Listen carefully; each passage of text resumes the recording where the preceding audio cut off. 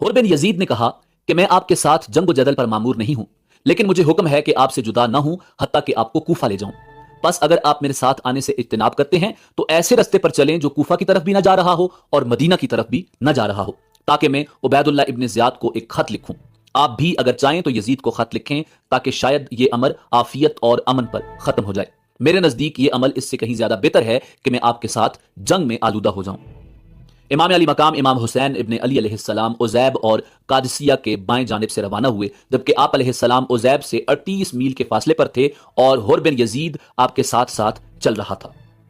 सुबह होते ही इमाम अली मकाम इमाम हुसैन इब्न अली अलैहिस्सलाम ने अल बैज़ा नामी मकाम पर तवक्कुफ फरमाया और फजर की नमाज अदा की और फिर अपने असहाब और अहले बैत के साथ रवाना हुए, हत्ता कि ज़ोहर के वक्त सरजमीन नैनवा में पहुंचे। उबैदुल्लाह इब्न ज़ियाद मलून के कासिद ने एक खत हुर बिन यजीद के हवाले किया, जिसमें इब्न ज़ियाद ने लिखा था, मेरा खत मौसूल होते ही हुसैन इब्न अली के साथ सख्ती से पेश आओ और उन्हें किसी बेआबो गया जमीन पर रुकने पर मजबूर करो जहां पानी न हो। मैंने अपने एलची को हुक्म दिया है कि वो तुमसे जुदा न हो यहां तक कि वो तुम्हारी तरफ से मेरे फरमान पर अमल दरामद की खबर मुझे पहुंचा दे।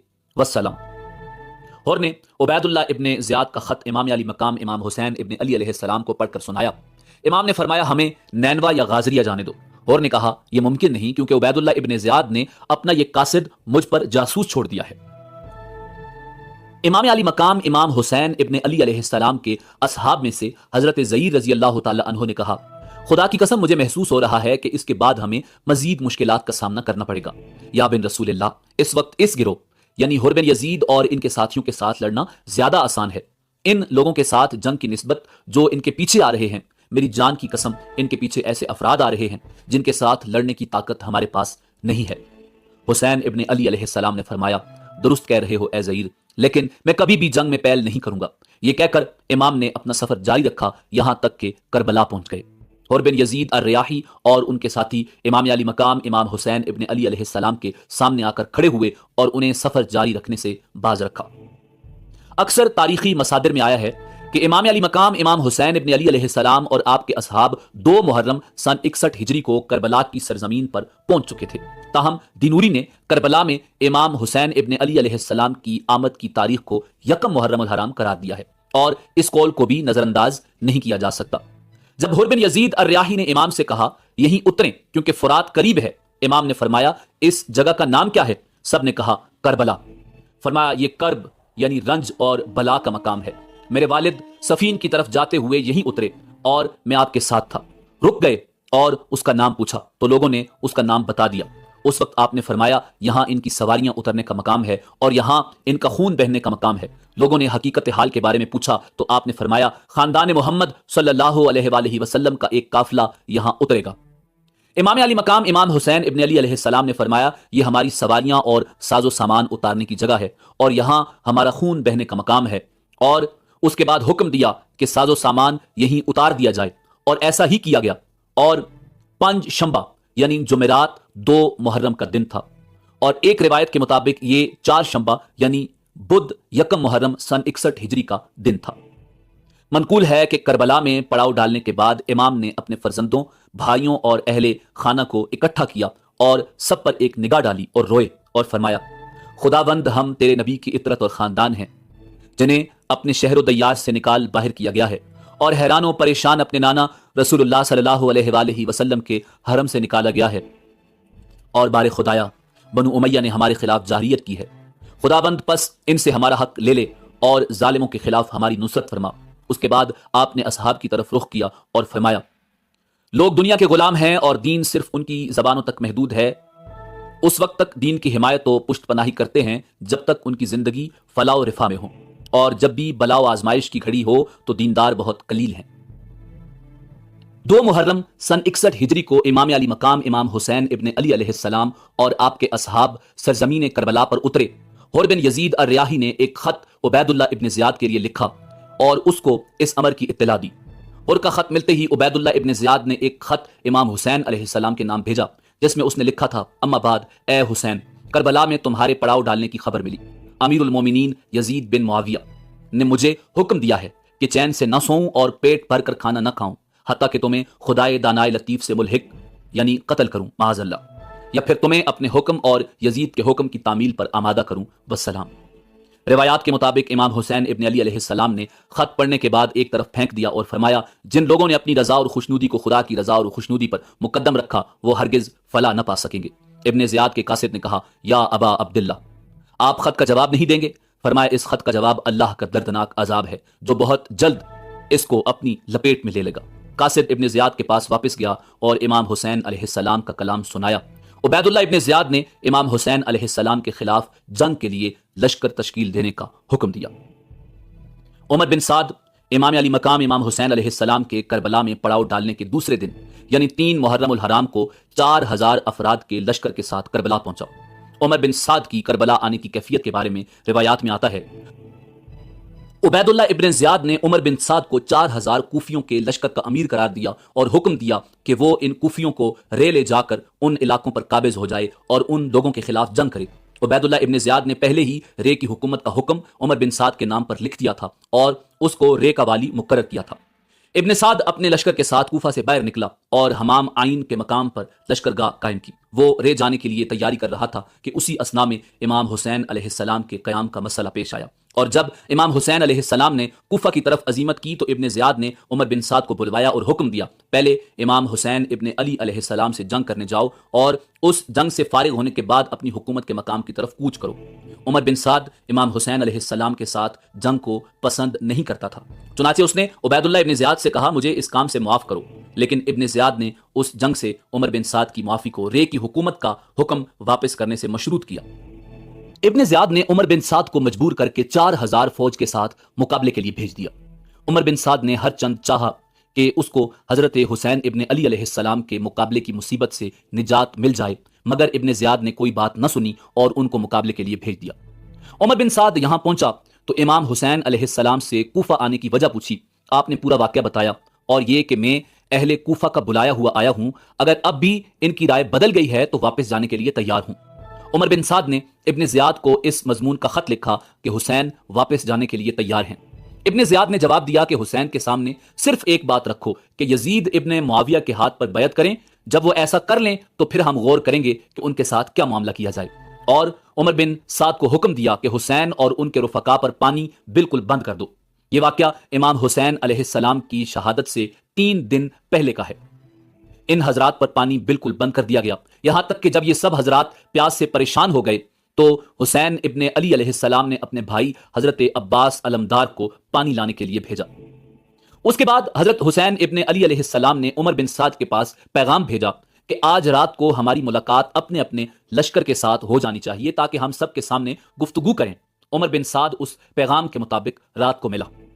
امام حسین علیہ السلام نے فرمایا کہ ہمارے بارے میں آپ 3 صورتوں میں سے کوئی اختیار کر لو۔ نمبر 1، میں جہاں سے آیا ہوں وہیں واپس چلا جاؤں۔ نمبر 2، یا میں یزید کے پاس پہنچ جاؤں اور خود اس سے اپنا معاملہ طے کروں۔ نمبر 3، یا مجھے مسلمانوں کی کسی سرحد پر پہنچا دو، جو حال وہاں کے لوگوں کا ہوگا میں اسی میں بسر کروں گا۔ بعض لوگوں نے آخری 2 صورتوں کا انکار کیا ہے کہ امام حسین علیہ السلام نے یہ 2 صورتیں پیش نہیں فرمائیں۔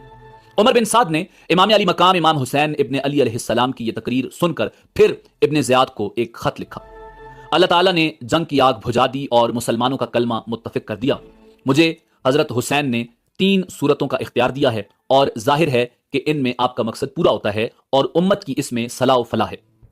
ابن زیاد بھی عمر بن سعد کے اس خط سے متاثر ہوا اور کہا کہ یہ خط ایک ایسے شخص کا ہے جو امیر کی اطاعت بھی چاہتا ہے اور اپنی قوم کی عافیت کا بھی خواہش مند ہے، ہم نے اس کو قبول کر لیا۔ ادھر شمر ذی الجوشن ملون نے کہا کہ کیا آپ حسین کو مہلت دینا چاہتے ہیں کہ قوت حاصل کر کے پھر تمہارے مقابلے پر آئے؟ وہ اگر آج تمہارے ہاتھ سے نکل گئے تو پھر کبھی تم ان پر قابو نہ پا سکو گے۔ مجھے اس میں عمر بن سعد کی سازش معلوم ہوتی ہے کیونکہ میں نے سنا ہے کہ وہ راتوں کو آپس میں باتیں کرتے ہیں۔ ہاں، آپ حسین علیہ السلام کو اس پر مجبور کریں کہ وہ آپ کے پاس آ جائیں، پھر آپ چاہیں سزا دیں چاہیں معاف کریں۔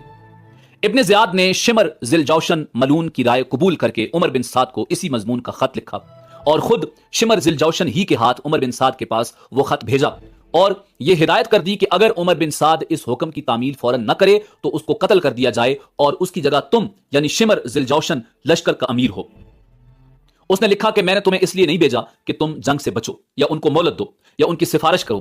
اگر حسین اور ان کے ساتھی میرے حکم پر صلح کرنا اور میرے پاس آنا چاہتے ہیں تو ان کو صحیح سالم یہاں پہنچا دو، ورنہ ان سے جنگ کرو یہاں تک کہ ان کو قتل کرو، مسلح کرو क्योंकि वो इसके मुस्तहिक हैं। फिर कत्ल के बाद उनको घोड़ों की टापों में रौंद डालो।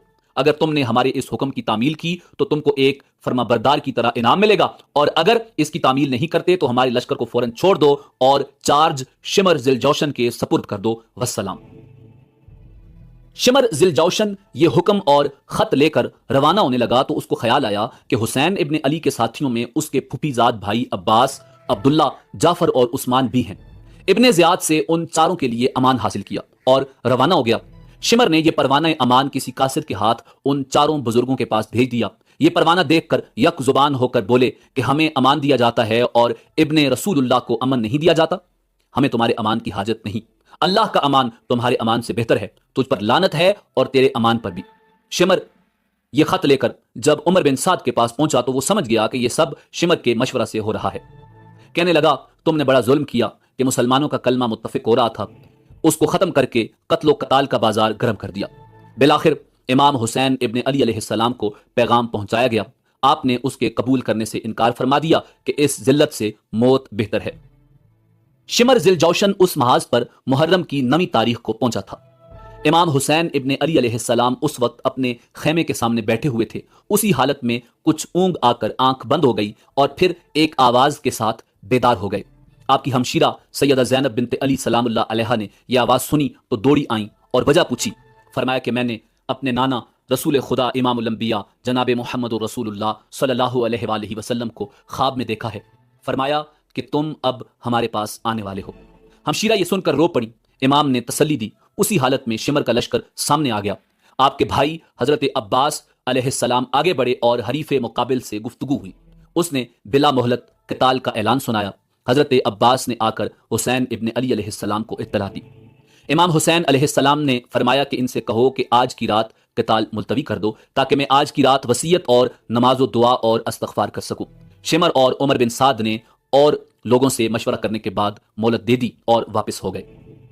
इमाम अली मकाम इमाम हुसैन इब्ने अली अलैहिस्सलाम ने अपने अहले बैत और असहाब को जमा करके एक खुतबा दिया जिसमें फरमाया, मैं अल्लाह ताला का शुक्र अदा करता हूँ राहत में भी और मुसीबत में भी। या अल्लाह, मैं आपका शुक्र अदा करता हूँ कि आपने हमें शराफत नबुव्वत से नवाजा और हमें कान और आंख और दिल दिए जिनसे हम आपकी आयात समझें, और हमें आपने कुरान सिखाया और दीन की समझ अता फरमाई। हमें आप अपने शुक्रगुजार बंदों में दाखिल फरमा लीजिए। उसके बाद फरमाया कि मेरे इल्म में आज किसी शख्स के साथी ऐसे वफाशार नेकोकार नहीं हैं जैसे मेरे साथी, और न किसी के अहले बैत मेरे अहले बैत से ज्यादा साबित कदम नजर आते हैं। आप लोगों को अल्लाह मेरी तरफ से जज़ाए खैर अता फरमाए। मैं समझता हूं कि कल हमारा आखिरी दिन है। मैं आप सबको खुशी से इजाजत देता हूं कि सब इस रात की तारीकी में मुतफर्रिक हो जाओ और जहां पना मिले चले जाओ, और मेरे अहले बैत में से एक एक का हाथ पकड़ो और मुख्तलिफ इलाकों में फैल जाओ, क्योंकि दुश्मन मेरा तलबगार है। वो मुझे पाएगा तो दूसरों की तरफ नहीं जाएगा। ये तकरीर सुनकर आपके भाई और औलाद और भाइयों की औलाद और अब्दुल्ला बिन जाफर के साहिबजादे एक जुबान होकर बोले कि वल्लाह हम हरगिज ऐसा न करेंगे, हमें अल्लाह ताला आपके बाद बाकी न रखे। फिर बनु अकील को खिताब करके फरमाया कि तुम्हारे एक बुजुर्ग मुस्लिम बिन अकील शहीद हो चुके हैं, वही काफी हैं, तुम सब वापस हो जाओ, मैं तुम्हें खुशी से इजाजत देता हूं। उन्होंने कहा, हम लोगों को क्या मुंह दिखाएंगे कि अपने बुजुर्गों और बड़ों को मौत के सामने छोड़कर अपनी जान बचा लाए, बल्कि वल्लाह हम आप पर अपनी जानें और औलादें और अमवाल कुर्बान कर देंगे। मुस्लिम बिन औसजा ने इसी तरह की एक जोशीली तकरीर की कि जब तक मेरे दम में दम है मैं आपके सामने क़िताल करता हुआ जान दे दूंगा। आपकी हमशीरा सैयदा ज़ैनब बिनते अली सलामुल्लाह अलैहा बेकरार होकर रोने लगी तो आपने तसल्ली दे दी और ये वसीयत फरमाई, मेरी बहन, मैं तुम्हें खुदा की कसम देता हूं कि मेरी शहादत पर तुम कपड़े फाड़ना या सीना कोबी वगैरह हरगिज न करना, आवाज से रोने चिल्लाने से बचना। ये वसीयत फरमाकर बाहर आ गए और अपने असहाब को जमा करके तमाम शब तहज्जुद और दुआओ इस्तग़फ़ार में मशगूल रहे। ये आशूरा की रात थी। सुबह यौम आशूर बरोज जुम्मा। सुबह की नमाज से फारिग होते ही उमर बिन साद लश्कर लेकर सामने आ गया। इमाम हुसैन इब्ने अली अलैहिस्सलाम के साथ उस वक्त कुल 72 असहाब थे, 23 सवार और 40 प्यादा। आपने भी मुकाबले के लिए अपने असहाब की सफबंदी फरमाई। उमर बिन साद ने अपने लश्कर को 4 हिस्सों पर तकसीम करके एक हिस्से का एक अमीर बनाया। उनमें से एक हिस्से का अमीर हौर बिन यजीद था, जो सबसे पहले 1000 का लश्कर लेकर मुकाबले के लिए भेजा गया। امام حسین کے ساتھ ساتھ چل کر آ رہا تھا، اس کے دل میں اہل بیت اطہار کی محبت کا جذبہ بیدار ہو چکا تھا۔ اس وقت اپنی سابقہ کارروائی پر نادم ہو کر حسین ابن علی علیہ السلام کے قریب ہوتے ہوتے یک بارگی گھوڑا دوڑا کر حسین ابن علی علیہ السلام کے لشکر میں آ ملے اور عرض کیا کہ میری ابتدائی غفلت اور آپ کو واپسی کے لیے راستہ نہ دینے کا نتیجہ اس صورت میں ظاہر ہوا جو ہم دیکھ رہے ہیں۔ واللہ مجھے یہ اندازہ نہ تھا کہ یہ لوگ آپ کے خلاف اس حد تک پہنچ جائیں گے اور آپ کی کوئی بات نہ مانیں گے۔ اگر میں یہ جانتا تو ہرگز آپ کو نہ روکتا۔ میں اب تائب ہو کر آیا ہوں، اس لیے اب میری سزا اور توبہ یہی ہے کہ میں بھی آپ کے ساتھ قتال کرتا ہوا جان دے دوں، اور ایسا ہی ہوا۔ امام علی مقام امام حسین ابن علی علیہ السلام گھوڑے پر سوار ہوئے اور آگے بڑھ کر بآواز بلند فرمایا، لوگو میری بات سنو، جلدی نہ کرو تاکہ میں حق نصیحت ادا کر دوں جو میرے ذمہ ہے، اور تاکہ میں تمہیں اپنے یہاں آنے کی وجہ بتا دوں۔ پھر اگر تم میرا عذر قبول کرو اور میری بات کو سچا جانو اور میرے ساتھ انصاف کرو تو اس میں تمہاری فلاح و سعادت ہے، اور پھر تمہارے لیے میرے قتال کا کوئی راستہ نہیں، اور اگر تم میرا عذر قبول نہ کرو تو تم سب مل کر مقرر کرو اپنا کام اور جمع کر لو اپنے شریکوں کو، پھر نہ رہے تم کو اپنے کام میں شبہ، پھر کر گزرو میرے ساتھ اور مجھ کو مہلت نہ دو۔ یہ وہ الفاظ ہیں جو اللہ کے پیغمبر حضرت نوح علیہ نبینا علیہ السلام نے اپنی قوم کو کہے تھے۔ امام کے یہ کلمات بہنوں اور عورتوں کے کان میں پڑے تو ضبط نہ کر سکیں، رونے کی آوازیں بلند ہو گئیں۔ امام نے اپنے بھائی عباس کو بھیجا کہ ان کو نصیحت کر کے خاموش کر دیں، اور اس وقت فرمایا کہ اللہ تعالیٰ ابن عباس پر رحم فرمائے، انہوں نے صحیح کہا تھا کہ عورتوں کو ساتھ نہ لے جاؤ۔ امام علی مقام امام حسین ابن علی علیہ السلام جب دشمن کی فوج کو مخاطب کر کے متوجہ کر چکے اور عورتوں کو خاموش کر دیا تو ایک درد انگیز و نصیحت آمیز بلیغ و بے نظیر خطبہ دیا۔ حمد و ثنا اور درود و سلام کے بعد فرمایا، اے لوگو تم میرا نسب دیکھو میں کون ہوں، پھر اپنے دلوں میں غور کرو، کیا تمہارے لیے جائز ہے کہ تم مجھے قتل کرو اور میری عزت پر ہاتھ ڈالو؟ کیا میں تمہارے نبی کی صاحبزادی کا بیٹا نہیں ہوں؟ کیا میں اس باپ کا بیٹا نہیں ہوں جو رسول اللہ صلی اللہ علیہ وآلہ وسلم کا چچا زاد بھائی اور وصی اور امیر المومنین تھا؟ کیا سید الشہداء حمزہ میرے باپ کے چچا نہیں تھے؟ کیا جعفر طیار میرے چچا نہیں تھے؟ کیا تمہیں یہ حدیث یاد نہیں کہ رسول اللہ صلی اللہ علیہ وآلہ وسلم نے فرمایا، الحسن والحسین سیدا شباب اہل الجنہ؟ اگر تم میری بات کی تصدیق کرتے ہو، اور واللہ میری بات بالکل حق ہے، میں نے عمر بھر کبھی جھوٹ نہیں بولا جب سے مجھے یہ معلوم ہوا کہ اس سے اللہ تعالیٰ ناراض ہوتا ہے، اور اگر تمہیں میری بات کا یقین نہیں تو تمہارے اندر ایسے لوگ موجود ہیں جن سے اس کی تصدیق ہو سکتی ہے۔ پوچھو جابر بن عبداللہ سے، پوچھو ابو سعید یا سہل بن سعد سے، پوچھو زید بن ارقم یا انس سے، وہ تمہیں بتائیں گے کہ بے شک یہ بات انہوں نے رسول اللہ صلی اللہ علیہ وآلہ وسلم سے سنی ہے۔ کیا یہ چیزیں تمہارے لیے میرا خون بہانے سے روکنے کو کافی نہیں؟ مجھے بتاؤ کہ میں نے کسی کو قتل کیا ہے جس کے قصاص میں مجھے قتل کر رہے ہو، یا میں نے کسی کا مال لوٹا ہے یا کسی کو زخم لگایا ہے؟ اس کے بعد امام علی مقام امام حسین ابن علی علیہ السلام نے رؤسائے کوفہ کا نام لے کر پکارا، اے شیس بن ربعی، اے حجاز بن البحر، اے قیس بن اشعث، اے زید بن حارث، کیا تم لوگوں نے مجھے بلانے کے لیے خطوط نہیں لکھے؟ یہ سب لوگ مکر گئے کہ ہم نے نہیں لکھے۔ حسین ابن علی علیہ السلام نے فرمایا کہ میرے پاس تمہارے خطوط موجود ہیں۔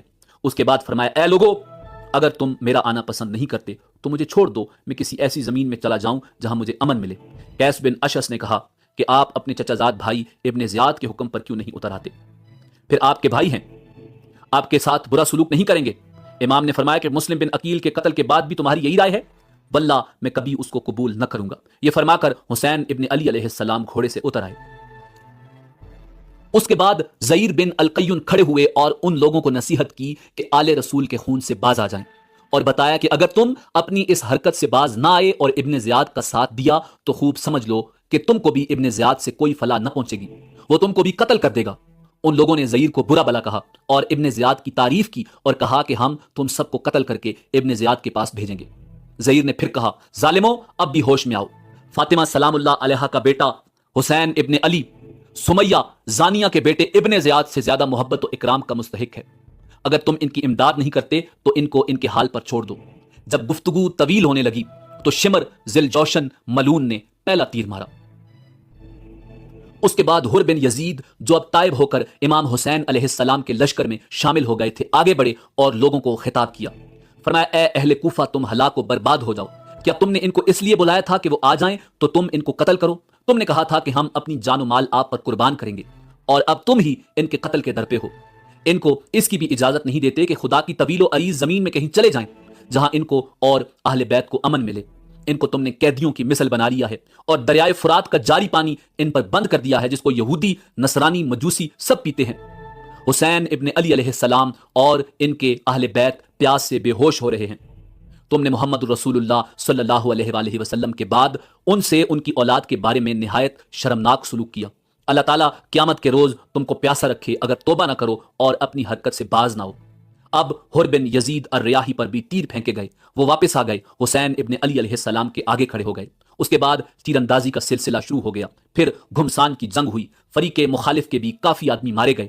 حسین ابن علی علیہ السلام کے رفقا بھی شہید ہوئے۔ حر بن یزید نے حسین ابن علی علیہ السلام کے ساتھ ہو کر شدید قتال کیا، بہت سے دشمنوں کو واصل جہنم کیا۔ مسلم بن اوسجا زخمی ہو کر گر گئے۔ حبیب بن مظاہر ان کے پاس آئے اور کہا کہ جنت کی خوشخبری تمہارے لیے ہے۔ اگر میں یہ جانتا کہ میں بھی تمہارے پیچھے شہید ہونے والا ہوں تو میں تم سے تمہاری وصیت پوچھتا۔ انہوں نے کہا ہاں، ایک وصیت کرتا ہوں۔ حسین ابن علی علیہ السلام کی طرف اشارہ کر کے فرمایا جب تک زندہ ہو ان کی حفاظت کرنا۔ اس کے بعد شکی و بدبخت لعین شمر نے چاروں طرف سے امام اور ان کے رفقا پر حملہ بول دیا۔ امام حسین علیہ السلام کے رفقا نے بڑی بہادری سے مقابلہ کیا۔ کوفہ کے لشکر پر جس طرف حملہ کرتے تھے میدان صاف ہو جاتا تھا۔ جب عروہ بن قیس نے یہ حالت دیکھی تو عمر بن سعد سے مزید فوج طلب کی اور شیس بن ربی سے کہا کہ تم کیوں نہیں آگے بڑھتے؟ اس وقت شیس سے نہ رہا گیا اور کہا تم سب گمراہ ہو۔ ابن علی جو اس وقت روئے زمین پر سب سے بہتر ہیں، ان سے قتال کرتے ہو اور سمیہ زانیہ کے لڑکے ابن زیاد کا ساتھ دیتے ہو۔ عمر بن سعد نے جو فوج اور تازہ دم دستے منگوائے یہ آ کر مقابلے پر ڈٹ گئے۔ اصحاب حسین نے ان کا نہایت بہادری سے مقابلہ کیا اور گھوڑے چھوڑ کر میدان میں پیادہ آ گئے۔ اس وقت بھی حر بن یزید نے سخت قتال کیا۔ اب دشمن نے خیموں میں آگ لگانا شروع کر دی۔ امام علی مقام امام حسین ابن علی علیہ السلام کے اکثر رفقا شہید ہو چکے تھے اور دشمن کے دستے امام حسین علیہ السلام کے قریب پہنچ چکے تھے۔ حضرت ابو شمامہ رضی اللہ تعالی عنہ نے عرض کیا کہ میری جان آپ پر قربان ہو، میں چاہتا ہوں کہ آپ کے سامنے قتل کیا جاؤں، لیکن یہ دل چاہتا ہے کہ ظہر کا وقت ہو چکا ہے، یہ نماز ادا کر کے پروردگار کے سامنے جاؤں۔ امام حسین علیہ السلام نے بآواز بلند فرمایا کہ جنگ ملتوی کرو، ہم نماز پڑھ لیں۔ ایسی گمسان کی جنگ میں کون سنتا تھا؟ طرفین سے قتل و قتال جاری تھا اور ابو شمامہ اسی حالت میں شہید ہو گئے۔ اس کے بعد امام حسین علیہ السلام نے اپنے چند اصحاب کے ساتھ نماز ظہر صلاۃ الخوف کے مطابق ادا فرمائی۔ نماز کے بعد پھر قتال شروع ہوا۔ اب یہ لوگ امام حسین علیہ السلام تک پہنچ چکے تھے۔ آپ کے اصحاب آپ کے سامنے آ کر کھڑے ہو گئے اور سب تیر اپنے بدن پر کھاتے رہے، یہاں تک کہ زخموں سے چور ہو کر گر گئے۔ اس وقت زیر بن القیون نے حضرت حسین ابن علی علیہ السلام کی مدافعت میں سخت قتال کیا، یہاں تک کہ وہ بھی شہید ہو گئے۔ اس وقت امام حسین علیہ السلام کے پاس بجز چند رفیقوں کے کوئی نہ رہا تھا، اور یہ رفقا بھی دیکھ رہے تھے کہ ہم نے حضرت حسین علیہ السلام کے سامنے شہید ہونا ہے۔ وہ جانتے تھے کہ ہم حسین کو بچا نہیں سکتے اور نہ خود بچ سکتے ہیں۔ ان میں سے ہر ایک کی خواہش تھی کہ حسین کے سامنے پہلے شہید ہو جائیں، اس لیے ہر شخص نہایت شدت و شجاعت سے مقابلہ کر رہا تھا۔ اسی دوران امام علی مقام امام حسین ابن علی علیہ السلام کے بڑے صاحبزادے جناب علی اکبر علیہ السلام یہ شعر پڑھتے ہوئے آگے بڑھے: میں علی بن حسین بن علی ہوں، قسم ہے رب کعبہ کی کہ ہم رسول اللہ صلی اللہ علیہ وآلہ وسلم سے قریب تر ہیں۔ کمبخت مرہ نے ان کو نیزہ مار کر گرا دیا۔ پھر کچھ اور شکی آگے بڑھے اور لاش کے ٹکڑے کر دیے۔ امام علی مقام امام حسین ابن علی علیہ السلام سامنے آئے اور کہا: خدا اس قوم کو برباد کرے جس نے تجھ کو قتل کیا ہے۔ یہ لوگ اللہ تعالیٰ کے معاملے میں کیسے بے وقوف ہیں، تیرے بعد اب زندگی پر خاک ہے۔ ان کی لاش اٹھا کر خیمے کے پاس لائی گئی۔ عمر بن سعد نے قاسم بن حسن علیہ السلام کے سر پر تلوار ماری، وہ گرے اور ان کے منہ سے نکلا: یا عم، اے میرے چچا جان۔ تو امام علی مقام امام حسین ابن علی علیہ السلام نے دوڑ کر ان کو سنبھالا اور عمر بن سعد پر تلوار سے حملہ کیا۔ کونی سے اس لعین کا ہاتھ کٹ گیا۔ امام اپنے بھتیجے قاسم کی لاش کو اپنے کندھے پر اٹھا کر لائے اور اپنے بیٹے اور دوسرے اہل بیت کے برابر لٹا دیا۔ اب امام حسین علیہ السلام تنہا بے یار و مددگار رہ گئے، لیکن ان کی طرف بڑھنے کی کسی کو ہمت نہیں ہوئی۔ اسی طرح بہت دیر تک یہی کیفیت رہی کہ جو شخص آپ کی طرف بڑھتا اسی طرح لوٹ جاتا، اور امام کے قتل اور اس کے گناہ کو اپنے سر نہیں لینا چاہتا تھا، یہاں تک کہ قبیلہ کندہ کا ایک شقی القلب مالک بن نصیر آگے بڑھا اور امام کے سر پر تلوار سے حملہ کیا۔ آپ شدید زخمی ہو گئے۔ اپنے چھوٹے صاحبزادے جناب علی اصغر کو بلایا اور اپنی گود میں بٹھا لیا۔ ایک بدنصیب نے ان کو بھی تیر مار کر شہید کر دیا۔ امام حسین ابن علی علیہ السلام نے اس معصوم کا خون لے کر زمین پر بکھیر دیا اور اپنے چہرہ انور پر لگایا اور دعا کی، یا اللہ تو ہی ان ظالموں سے ہمارا انتقام لے۔ اس وقت امام کی پیاس حد کو پہنچ چکی تھی۔ آپ پانی پینے کے لیے دریائے فرات کے قریب تشریف لے گئے۔ ظالم ابن نمیر نے آپ کے منہ پر نشانہ لگا کر تیر پھینکا جو آپ کو لگا اور دہن مبارک سے خون جاری ہو گیا۔ ان للہ و انا الیہ راجعون۔